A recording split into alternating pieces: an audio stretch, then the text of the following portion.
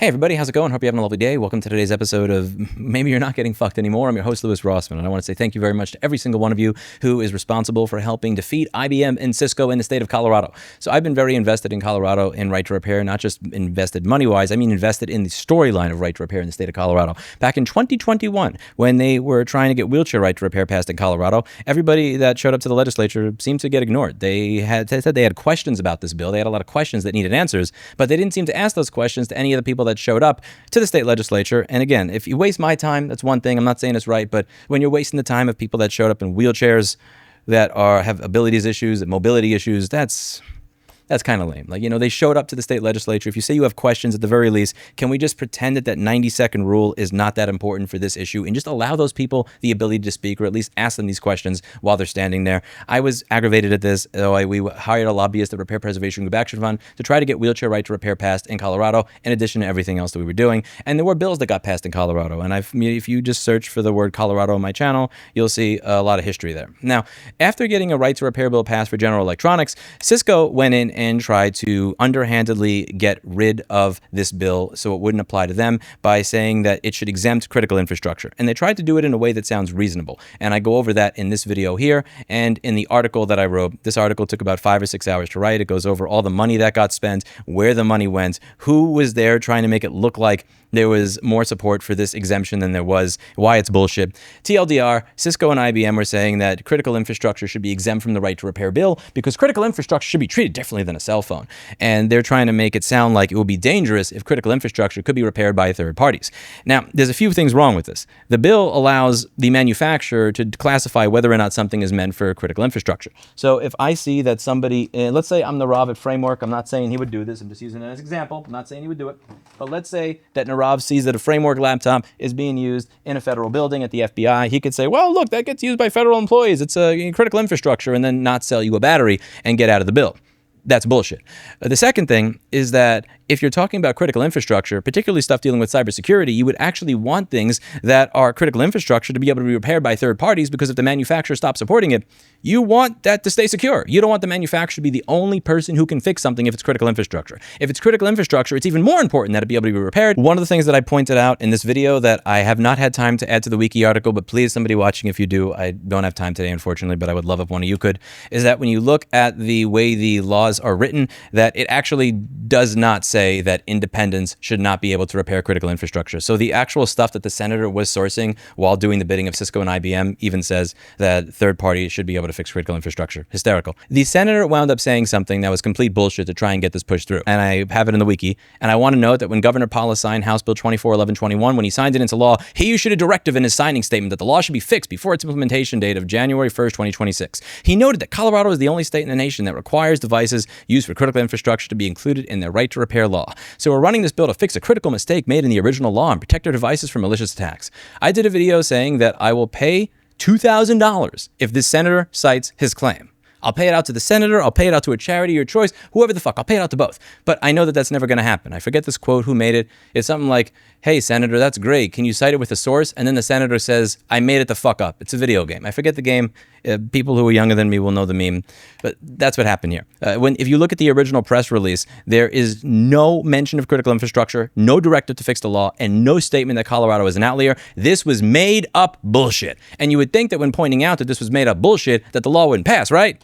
Wrong. Wrong. They actually ignored every single person that showed up to testify. It moved forward 6-0 in committee, and then the Senate voted on it as a majority. I think it was 22-13, something like that, but a majority of the Senate actually voted to move this piece of shit forward.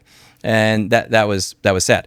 Now, when this moved over to the House luckily saw it for the bullshit that it was, thanks to all of you who actually showed up to testify. There's a few people that I want to give special thanks to. Thank you very much to the people at Secure Resilient Future Foundation, like Paul Roberts and Billy Rios, that gave good testimony and also really organized to make the point that if you have critical infrastructure and you want it to be secure, you want more people being able to repair it, not less. The company that was actually pushing for this the most, and we did a lot of work to figure out that Cisco is the one that was doing most of the work here, and it's all logged in this wiki article, is a company that makes wireless access points that literally kill themselves if you try to put new firmware on them that's secure.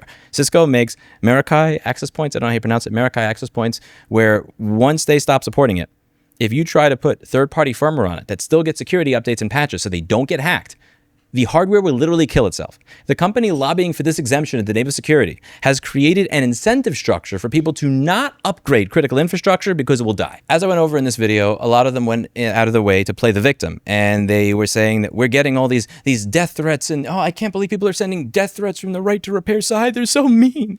And an attempt, this is what's happened before, where instead of addressing any of our arguments, instead of addressing the senator that made something up, instead of addressing the hundreds of thousands of dollars that came from a company that actively works to make things less secure and makes bullshit arguments, they decided to focus on all the angry emails they got from people, which is funny because when we're talking about abortion, when we're talking about gun rights, when we're talking about budget issues, when we're talking about immigration enforcement, I never see state senators come out and talk about all the nasty emails they're getting. But when we're talking about whether or not networking companies that have independent IT businesses can be able to do repair, yeah, that's where all the extremists are hiding.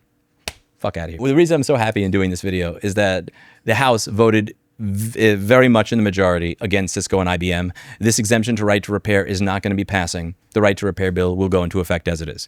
Does it still have the ability for Apple and other companies to get around it? Sure. Am I going to get schematics out of this? Are anybody that watched this channel going to get schematics out of this?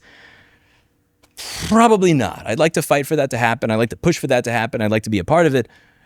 But at the very least, it's not getting watered down more. And I feel sad at the fact that I'm coming out here to celebrate the fact that something is not getting watered down more, but that is a victory because Cisco and IBM really thought they could make up an issue.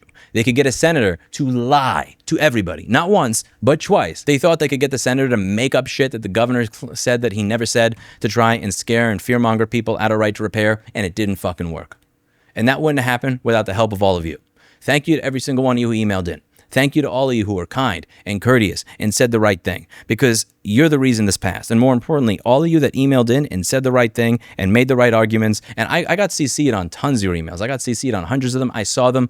I know the way that you engaged. You engaged maturely, politely, kindly, cordially, with information, nothing but the facts. You acting in the way that you did made it impossible for them to play their game and get away with it. You made it impossible for them to play the victim. Because when I'm able to show dozens to hundreds of emails from people that are acting in that way, that manipulative bullshit that they tried to pull over here, like that C.T. Wilson shit from 2020, 2021, that doesn't work when you act in the right way. And all of you acted in the right way, and you demonstrated that if you put in the effort, that Cisco and IBM don't just get what they want. They don't get to write a blank check and be able to just purchase a law. They're not able to get a senator to lie and make shit up and then just push things through. That doesn't happen on our watch. This bill went from being something that had unanimous consent across the entire legislature to something that just got wiped out in the span of a month and a half. And that happened because of all of you. That didn't happen because of me. That happened because of you. Thank you. Thank you for making it happen. I'm very happy. I'm so excited that I don't have time to even update this article today. Hopefully some of you can. Adding in the section I talked about in this video here, where the CISA, I've mentioned it somewhere in here, that CISA is literally stating that independents should be able to fix shit. That should be in this article, because the entire argument that they're making here is literally the opposite. They're citing something that says the opposite of what it says. I've noticed this in some of the testimony that I've cited about DMCA Section 1201. There was one gentleman here. Yeah, this guy. So he's citing an FTA document to say why it is that independents should not be able to fix medical equipment. And when you look at the document he's citing, on the first fucking page of the document he is citing, it literally says that third-party servicing is critical to the functioning of the U.S. healthcare system. And he just goes up there in front of everybody and says, look at this document. This document says that this is dangerous. But when you actually fucking read the document, it says it's not on page 1. These people have no shame. They have no chill. And they are never held accountable or responsible in any way for lying to try to fuck over consumer rights. Thank you for making sure they were held accountable. Thank you for making sure they didn't win. I'm happy. Yeah, you know what? I don't got my schematics or die. I'm not going to pretend that this means I'm able to get access to the chips, the tools, or everything that I need to do my job. That would be great. But at the end of the day, at the very least, you sent the message that the bad guy doesn't always fucking get to win. I want you to remember this moment. I want you to think of all those people in the comments that say it's pointless, your emailing is not going to do anything, you showing up is not going to do anything, you calling is not going to do anything. All those black-pilled fucks that just say, why bother engaging at all? Don't listen to them.